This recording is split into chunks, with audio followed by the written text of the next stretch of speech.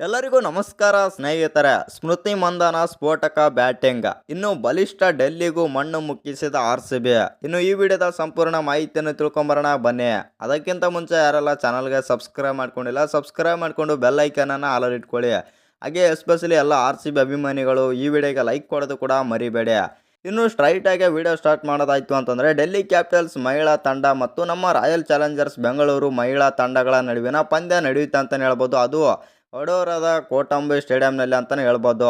ಇನ್ನು ಈ ಪಂದ್ಯದಲ್ಲಿ ಟಾಸ್ ಸೋತು ಮೊದಲು ಬ್ಯಾಟಿಂಗ್ ಮಾಡಿದ ಡೆಲ್ಲಿ ಕ್ಯಾಪಿಟಲ್ಸ್ ತಂಡ ಬಂದುಬಿಟ್ಟು 19.3 ಓವರ್ಗಳಲ್ಲಿ ಕೇವಲ 141 ರನ್ಗಳಿಗೆ ಆಲ್ಔಟ್ ಆದರೆ ಆಯಿತು.